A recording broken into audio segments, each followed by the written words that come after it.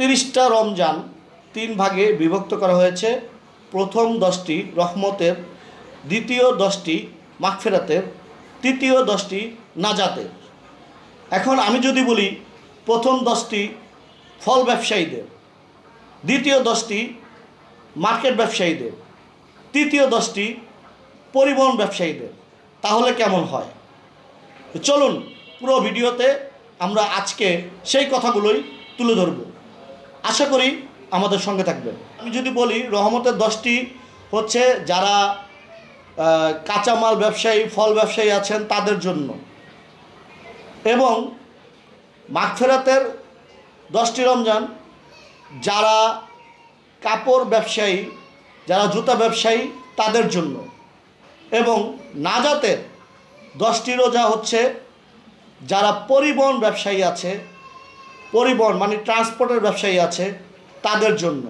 মাহে রমজানের ফজিলত নিয়ে আল্লাহ রাসূল সাল্লাল্লাহু আলাইহি সাল্লাম বলেছেন, যে ব্যক্তি রমজান মাস পেল নিজের গুনাহ মাফ করাতে পারল না, সে ব্যক্তি যেন ধ্বংস হয়। তা আল্লাহ রাসূল সাল্লাল্লাহু আলাইহি সাল্লাম তো আমরা এই শিক্ষাটা নিতে পারি, রমজান মাস পাওয়ার পরে যে ব্যক্তি নিজের গুনাহ মাফ করাইতে পারল না সে যেন ধ্বংস হয়। আল্লাহ রাসূল সাল্লাল্লাহু আলাইহি সাল্লাম তিনি অভিশাপ দিয়েছেন। তো আজকের এই ভিডিওটা হচ্ছে রমজান নিয়ে। তো বিশেষ করে আমি বলবো রমজান মাস হচ্ছে ফজিলতের মাস, এবাদতের মাস, রহমতের মাস। এই রমজান মাসে সবাই এবাদত করে এবং এই রমজান মাসে আল্লাহর রহমত বর্ষিত হয়, এবং এই রমজান মাসে আল্লাহ তাআলা চাইলে বান্দার গুনাহ মাফ করে দিতে পারে। মূলত হচ্ছে 30টা রমজান। 30 রমজান 3 ভাগে বিভক্ত করা হয়েছে।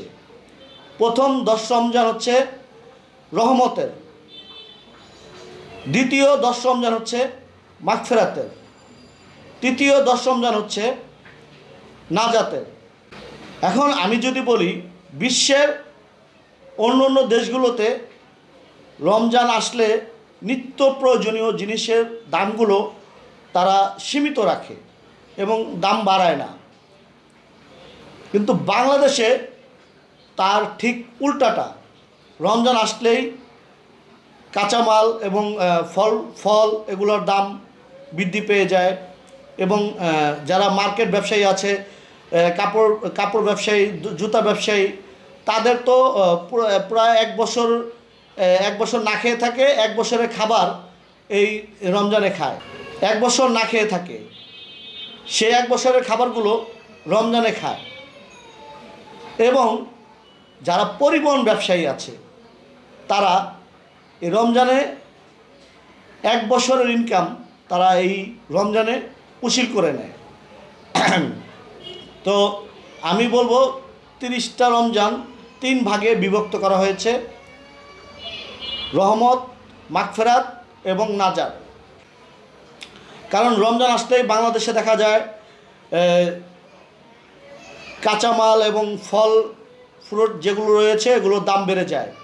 কারণ সারাদিন রোজা রাখার পরে ইফতারিতে মানুষ একটু ফল ফ্রুট খাওয়ার চেষ্টা করে, বা সেহারিতে একটু ভালো মন্দ খাওয়ার চেষ্টা করে, সেজন্য তারা দামগুলো বৃদ্ধি করে দেয়। এবং যদি মার্কেটে যাওয়ার পরে কাপড়ের উপরে তারা একটি স্টিকার বসিয়ে 10 টাকার কাপড়ের দাম হয়ে যায় 20 টাকা স্টিকারটার মাধ্যমে। এবং পরিবহন খাতে যারা বাড়ি যাবে, নারীর টানে যারা বাড়ি যায় তাদের জন্য পরিবহন বা ট্রান্সপোর্টের একটি সুব্যবস্থা রয়েছে বাংলাদেশে। সেই ট্রান্সপোর্টের ভাড়া দ্বিগুণ হয়ে যায়, 10 টাকার ভাড়া 20 টাকা হয়ে যায়।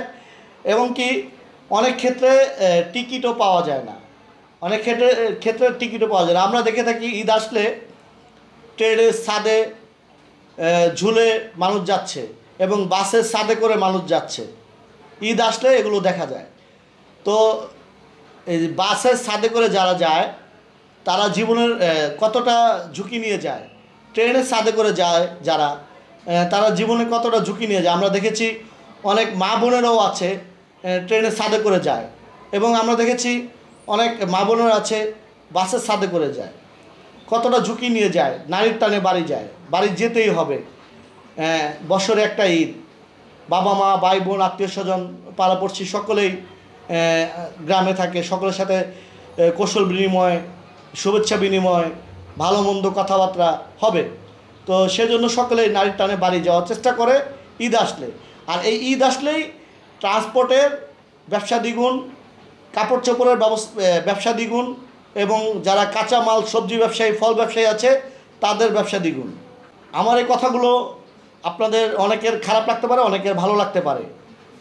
তো যাদের ভালো লাগবে আশা করি তারা আমার পাশে থাকবেন, সাপোর্ট করবেন। আর যাদের খারাপ লাগবে তারা স্কিপ করে চলে যাবেন, আমার এই ভিডিওটা দেখার প্রয়োজন নেই।